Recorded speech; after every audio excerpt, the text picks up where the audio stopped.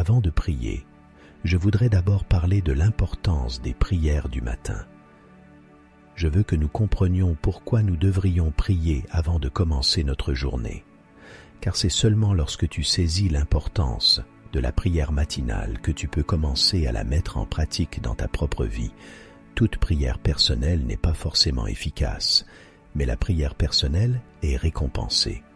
Chacun a besoin d'un lieu pour être seul avec Dieu, et tant que nous n'avons pas ce lieu, ce closet de prière, un endroit où nous pouvons prier en privé, nous ne pourrons pas maintenir une vie remplie de puissance, une vie où il est évident que Dieu est en nous et qu'il agit à travers nous. Marc 1, verset 35 déclare : « De grand matin, alors qu'il faisait encore sombre, Jésus se leva, sortit et alla dans un lieu solitaire où il pria. » Jésus connaissait la valeur et la puissance de la prière personnelle le matin. En fait, il connaissait la valeur d'être seul avec Dieu. Jésus passa du temps au désert pendant 40 jours et 40 nuits, jeûnant et priant. Plus tard, il passa encore du temps seul, priant au jardin de Gethsémanée avant la croix. Son exemple est important pour tout croyant. Nous ne pouvons pas faire l'œuvre de Dieu si nous ne passons pas du temps avec Dieu. Nous ne pouvons pas vivre et marcher par la foi. Nous ne pouvons même pas vivre d'une manière qui lui plaise si nous ne sommes pas remplis de lui, si nous ne passons pas du temps seul avec Dieu. Quiconque prétend suivre Christ devrait prendre du temps seul pour se recharger. Prendre le temps de parler à Dieu, d'apprendre à le connaître par soi-même, pas seulement par un sermon entendu en ligne, de lire les Écritures et de considérer ce que Dieu prépare pour la suite. Prends le temps de t'arrêter et de savoir qu'il est Dieu. Et laisse-moi te mettre au défi maintenant. Lève-toi intérieurement et sois honnête avec toi-même. Pries-tu comme tu le devrais? Prends-tu le temps de recharger ta foi? As-tu un lieu où tu peux prier sans distraction? Un lieu où tu peux prier ouvertement? Un lieu où il n'y a que toi et le Seigneur? Je t'invite à trouver ton temps de prière personnelle, car cette vie te videra. La vie arrive, des situations surgissent et des choses se présentent qui draineront ton attention de Dieu. Vivre à ta propre force ne fonctionne tout simplement pas. Nous avons besoin de Dieu. Nous avons besoin du Saint-Esprit pour ne pas nous fatiguer et nous brûler dans notre foi, pour ne pas nous lasser. Passer du temps avec Dieu garde notre regard fixé sur lui et nous détourne de nous-mêmes. Et je crois que le meilleur moment pour prier, le meilleur moment pour avoir ton moment privé avec le Seigneur, c'est le matin, comme Jésus l'a fait. C'est là que notre esprit est frais, notre pensée dégagée et le corps reposé. C'est avant que les soucis et distractions du jour n'accaparent notre attention. Il vaut mieux aller de la prière à l'activité que de l'activité à la prière. Encore une fois, Marc 1, verset 35 dit : « De grand matin, alors qu'il faisait encore sombre, Jésus se leva, sortit et alla dans un lieu solitaire où il pria. » Si Jésus a fait l'effort de se lever pour prier tôt le matin, combien cela est-il plus important pour nous? Combien plus pour nous de nous lever avant que le monde ne prenne possession de nos pensées, avant que le diable n'essaie de nous tenter et de nous remplir de pensées impures. En ayant communion avec Dieu le Père le matin, nous disons : Seigneur, parmi toutes mes priorités, au lieu d'aller courir, d'aller à la salle de sport ou de me lancer dans ma liste, tu es la priorité la plus importante de ma journée. Je te donne les prémices de ma journée. Si nous faisons de la place à Dieu dès le matin, il rassemblera le reste de notre journée. Tu constateras que tu commences la journée fort, rassasié dans ton esprit, et mieux placé pour ne pas être affamé de ce monde. Mais si tu attends plus tard pour avoir ton temps en privé avec le Père, ce qui arrive, et si tu es honnête, tu acquiesceras. C'est qu'on repousse, je prierai plus tard, en rentrant, après ceci, juste avant de dormir. Et cela est repoussé encore et encore, jusqu'à ne plus être fait, ou fait à la hâte. Tu te retrouves alors à passer des jours sans passer de temps de qualité dans la présence de Dieu, des jours sans lui parler, ni lire sa parole. Et c'est là que tu risques de te remplir du monde et de ne laisser aucune place à Dieu, alors que cela devrait être l'inverse. Te remplir du Seigneur et ne laisser aucune place au monde. As-tu réfléchi à ce que signifie Colossiens 3 ? Puisque donc vous avez été ressuscités avec Christ, recherchez les choses d'en haut, où Christ est assis à la droite de Dieu. Le verset 2 ajoute « Affectionnez-vous aux choses d'en haut, et non à celles qui sont sur la terre. » Jésus veut que nous cherchions d'abord son royaume et sa justice.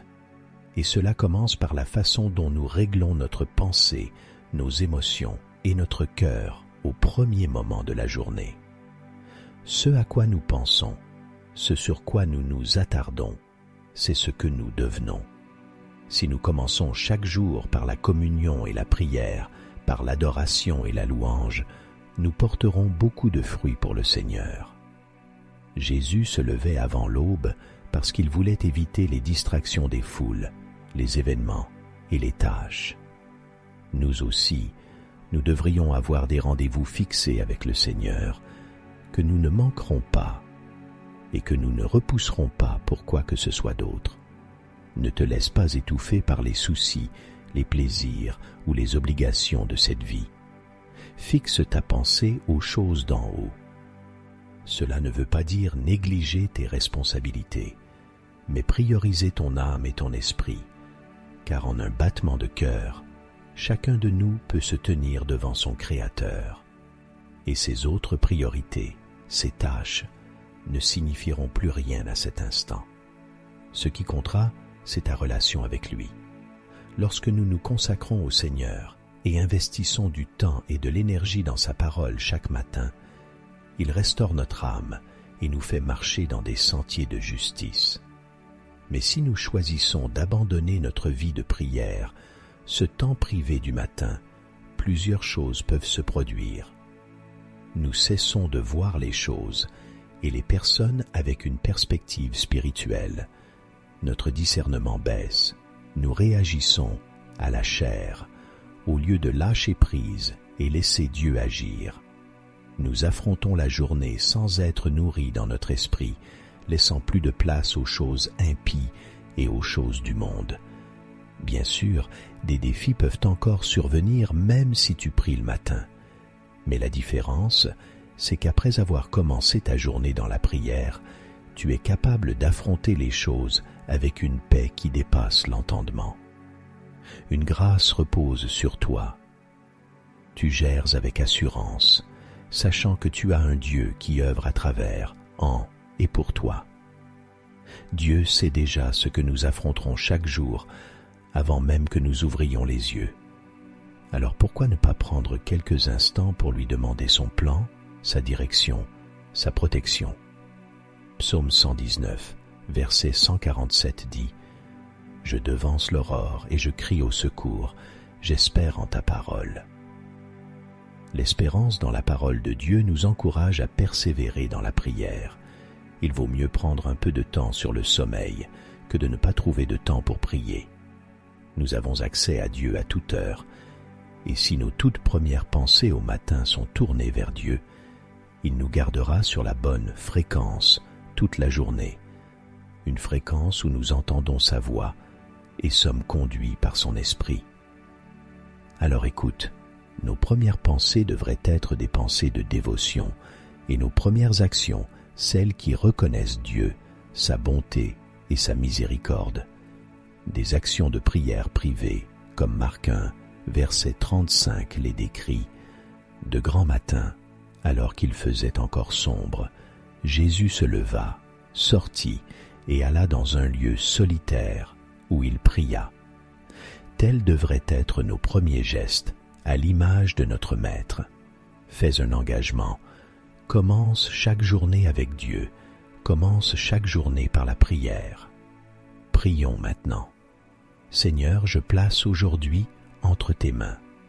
Père, la grâce, la paix et la protection que tu offres, je les réclame sur ma vie. Ne nous laisse pas entrer en tentation. Donne-moi la force et la grâce de garder mon cœur pur et préservé de ce qui est impie. Prends le trône de mon cœur. Prends les rênes de mes émotions. Prends le contrôle de ma pensée tout au long de cette journée. Que ta présence soit si réelle et si tangible pour moi que je ne craigne rien, mais que je marche dans une foi totale, certain que le Dieu des cieux me voit. Je prie pour que rien ne me sépare de toi aujourd'hui. Apprends-moi à choisir seulement ta voie, afin que chaque pas me conduise plus près de toi. Je veux marcher dans tes bras, Seigneur, et être conscient de toi et de ta puissante présence en tout ce que je fais et partout où je vais. Je proclame la protection du sang de Jésus pour entourer ma famille et moi. Que ta colonne de feu soit visible là où nous demeurons chaque nuit. Que ton feu glorieux forme une haie de protection autour de moi. Père, je prie pour une haie de protection sur mon lieu de travail, dans ma voiture, pendant mes trajets. Seigneur Jésus, donne-moi la force d'affronter ce jour. Je ne sais pas ce qu'il apportera, ni ce qui m'attend, mais sois avec moi, Père. Dirige mes pas aujourd'hui sur un chemin qui mène à la paix. Affermis mon cœur pour marcher dans l'obéissance à tes commandements. Je te demande de faire descendre du ciel ta grâce et ta miséricorde pour me conduire et me guider. Sois mon pourvoyeur, mon Jéhovah-Jireh, mon faiseur de chemin.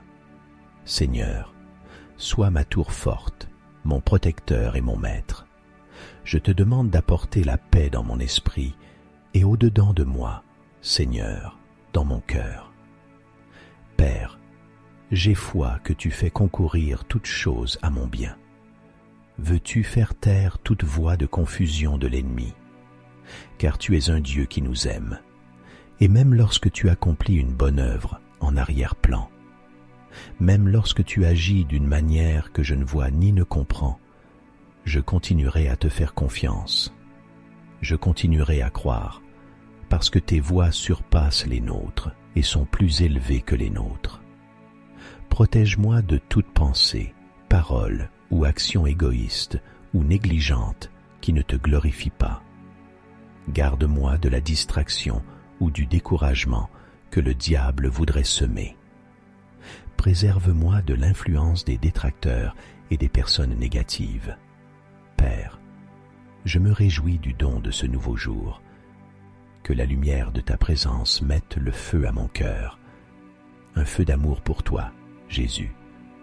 Ouvre-moi des portes aujourd'hui, des portes d'opportunité, des portes qui conduisent à des percées. Garde-moi même de mes propres désirs charnels, de mes envies et pensées qui ne te glorifient pas. Aide-moi à marcher par la foi et non par la vue, à marcher selon ta parole et non selon mes sentiments. Seigneur, je me confie, ainsi que ma famille, entre tes mains, au nom de Jésus. Je bénis ton saint nom. Au nom de Jésus, je prie. Amen.